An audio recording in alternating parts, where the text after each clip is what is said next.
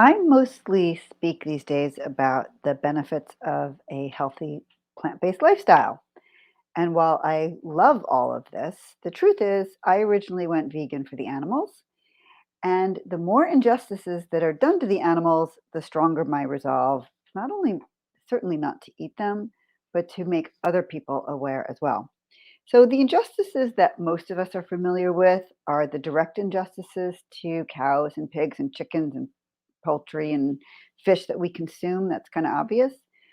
But did you know what is happening to America's wild horses? Many of us are not aware that we even have wild horses in America, but we do. They are magnificent to behold. They have families, they have feelings, and they grace our public lands. But their numbers are rapidly they're dwindling. Why?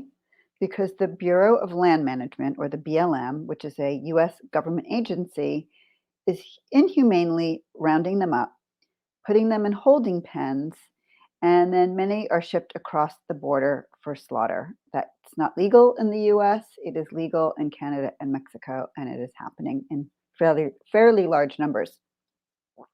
Some of these horses that end up in corrals, they get taken off of the plains where they live and with their families, and they're just now living in a corral. Some of them do end up in pastures, some of them do end up at sanctuaries, but the number that are adopted out of the 60,000 that are in holding pens right now is about 2,500. And the rounding up of them in the first place is horrific because they're using helicopters to chase them into these holding pens. And well, not directly into the holding pens, into trucks ultimately, then into a corral. So many of the horses are physically injured or worse during the roundup. It's horrifying. So they go from being these majestic and ecologically friendly part of our landscape to really undervalued and despondent creatures. I've seen footage of the animals in these corrals. It's not their natural environment, and it's unfortunate. They belong in their natural environment, roaming free, not in holding pens or worse. And now, why is this happening? Part of the reason is that the meat and dairy industries are huge and powerful. And in simplistic terms, they have convinced the government that sheep, cows and sheep need to graze on our public lands. And in order for there to be enough food, like the grass that they're eating, they just forcibly remove the horses because they're competing for food.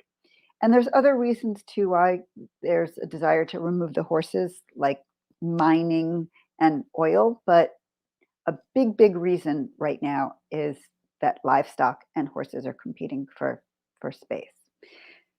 I just watched a wonderful movie called Wild Beauty, and it was made by the same filmmakers who made Black Beauty. They got very curious when they were making their film about what was really going on with the wild horses, and they made an amazing movie. Highly recommend it. Go watch the trailer. You can just Google it and watch the trailer. And I originally learned about this a few years ago when I watched Jamie Baldanza and Deb Lee Carson's beautiful pilot film, Wild Lands, Wild Horses. And it really opened my eyes to what was going on. And since then, I've been following Scott Beckstead at Animal Wellness Action. So check out Animal Wellness Action and then go watch Wild Beauty. There's tons of resources. You can check out the Wild Beauty Foundation.